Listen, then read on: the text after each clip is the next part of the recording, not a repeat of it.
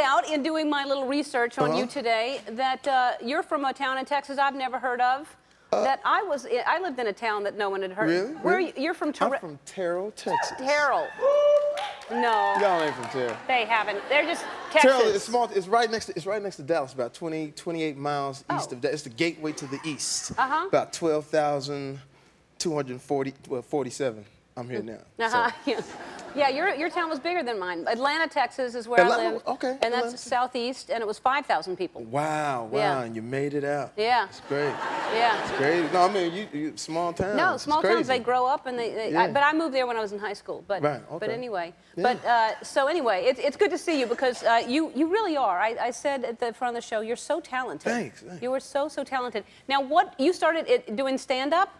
I came to San Diego in music first. I was like classical piano scholarship in San Diego, if you can believe that. Yeah. But the thing is that I was so amazed at California. You know, coming from Texas, you don't see the beach. You know? I was at the beach every day. I think my grade point average was like .08. And they were like, what are you doing? I said, man, I'm just at the beach. I'm kicking it. And then I came up to LA and started doing like the amateur night on Monday nights. And somebody dared me to go up, and I went up. And at that time, Monday night in LA was like all the gangsters and the thugs was in the audience because it was like their night. It was like free drinks or whatever like that. And I'll never forget going up as Cosby, but as if I was a gangster. I said I was rolling in the hood and off the hizzle for shizzle, my nizzle, all this stuff. And it's like that's how I got started, and then from there it was just like every night I would go up Monday night, they would expect me, and that's where it started. So you had been doing impressions even while you were in school playing piano. You were funny, obviously. Yeah. And what other impressions did you do? Well, he's the Mike Tyson heavyweight boxing champion. And I think at that time Ronald Reagan was in. There wasn't a lot of brothers doing Ronald Reagan. Yeah. At that time, and it was like, well, as a matter of fact, so that that was the thing. Good. Yeah. Now, and so is that why? Because your name, it really isn't. No. What you were born in? What was your name when you were born? Well, Jamie Foxx is my stage name. But I was born Eric Bishop. But the thing is that the night I went up and did so well in the amateur night, the other comics run the night, so I couldn't get back up. They would never pick my name off of the list, and so you know how it is. They just pick you from a list. So I noticed that when women would show up, it'll be like 2 or 3 girls, and they would always get up. So I wrote on the list Stacey King, Tracy Brown, Jamie Foxx, and then I was at the Santa Monica Improv, and they was like, Jamie Foxx, is she here? I said, right over here, bro.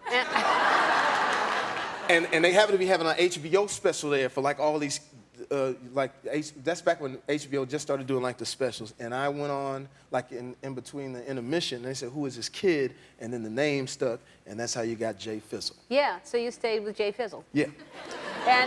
And so you were how old then? Oh man, 21? Wow. So it was like 15 years ago. That's amazing. Yeah. That's amazing. And now, look at you, and you have a 10-year-old daughter who's kind of getting in the business. She loves your show, too. Oh. She loves it. What a smart little girl. She loves little Corinne. Hi, Corinne. Hi, Corinne. She loves How you it, doing? Man. Yeah, so she's backstage. Well, thank you, Corinne. But she wants to get in this business, right? No. Well, she didn't at first. She said she wanted to be a doctor. Oh. And a lawyer. And then we went down the red carpet, and she saw all of the attention, and she says, well, I want to be a dancing, acting doctor and lawyer. So, because she had so much fun, with it. So she may, dabble, but she's so smart, she's cool. Yeah? Well, she is smart, I'll tell you that. Yeah. She watches this show. Yeah. You make me happy every time you're here. You've been here. This is your 20th appearance, by the way. What? Some people say 20th. I like to say 20. 20. Yeah. That's Spanish, guys. Yeah. Duerme con los angelitos negritos. Okay. Wow. Duerme con los angelitos negritos porque también existe. When did you learn Spanish? I just learned that earlier. When did you learn? That means sleep with the little black angels, for they exist. Portia is learning Spanish right now. Is that right? Yeah. Portia. I thought she was over here. No, I don't know why you did that. Portia, hey, Portia. Okay, she's not. Okay, it's the coffee. But anyway, so 20th appearance, I need to know favorite memory from, do you have a favorite memory from here? My memory was your birthday when I came down those steps and we was turning up. My favorite memory is the very first season, 2004. Whoa. And take a look at us, but you sat down at the keyboard and surprised me, as you do all the time, man. and did a rendition of our theme song. But look at this. First of all, give it up for Ellen today, please.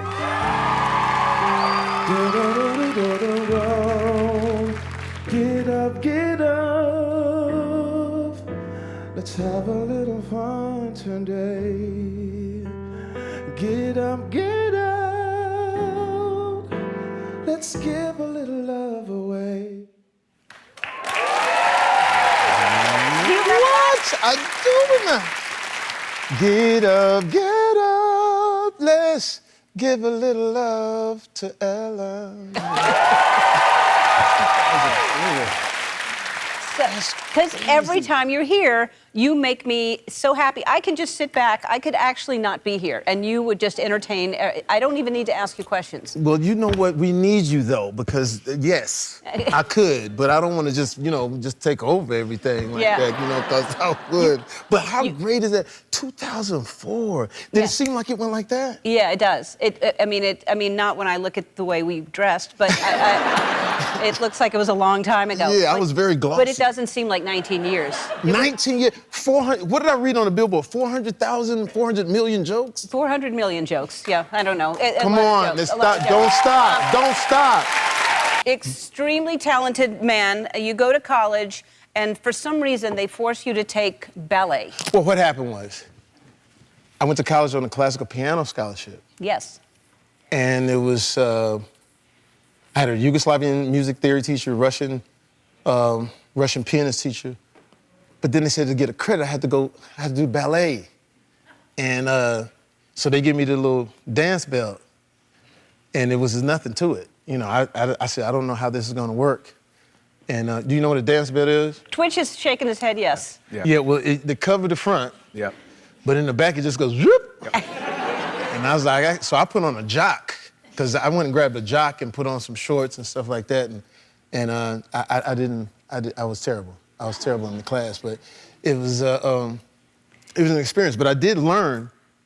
I learned some, I learned a little bit, whatever this is. Third position. Tandu. What is that? Tandus. Tandu. I know Tandu. You know Tandu? Tandu, yeah. Yeah. And I learned this here. And I learned this. Yeah. Jete. Yep, there you go.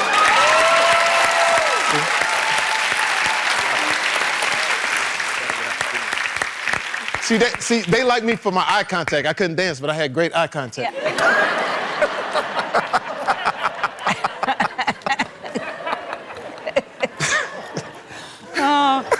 There's so many good stories in here, though, and about playing piano and having that was a blessing that you started playing at such an early age, and then that got you into college. But then the story about you're shooting Django Unchained, and your daughter comes to visit you at the set and brings her boyfriend. Yeah, that was tough. We had already ran the background check on him and everything like that. But I have it in the book where I talk about new dad. Mm-hmm. So my daughter Corinne comes up to me. She says, "Dad, we're sleepy. Where do we sleep?" And there's only 2 bedrooms in the apartment. So I said, I'm gonna do new dad. Okay, listen, this is what's gonna happen. Y'all sleep in the same room together. Now they ain't like 18, whatever. I said, y'all sleep in the same room together, but I don't want no shenanigans. I didn't exactly use that word, but for TV, shenanigans. And as she walked off, I said, grabbed the dude, I said, hey, don't mess me up. I used a different word, but for TV, it's mess. So I'm thinking I'm new dad, right? And so they go to their room, and now I'm in the room with my young daughter and her mom. She's like, what are you doing? I said, what you mean? You're gonna let them sleep in the same room? I said, yeah, because I'm new dad. See, I'm taking the adventure out of it. See, it ain't no adventure. I don't know why I'm talking like Eddie Murphy. See? No, why I'm talking like that? Sure it is. I'm talking like Eddie Murphy. So I said, hey, I'm taking the adventure out of it. I know they're not gonna destroy. She said, well, whatever, you won't be doing that with our young daughter. I said, well, go to sleep. So now I'm laying there, it's like 11. I'm like, oh. Then like 2, I was like, I'm gonna sweat. I said, oh, snap, did I make the wrong decision? So around 4 o'clock, I said, I gotta go in there. She's like, what? I'm going in. What are you gonna do? I don't know, but I gotta find out what's going on.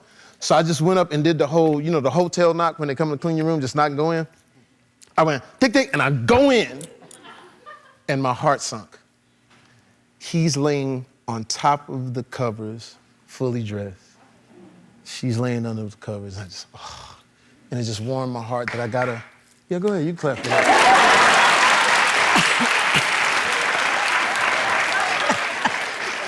He clapped out of relief. Oh, thank God. I didn't know what he was gonna say.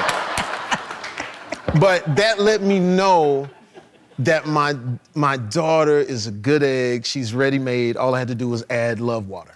Yep. Well, they love you too. I mean, you are a good. You know how much I love you, but you love your family so much and take care of your family. And your daughters are so lucky to have a dad like you because you love them and have taught them so much. And I know they've taught you a lot, but I just adore you. I just love you. I love you too, man. Thank you so much.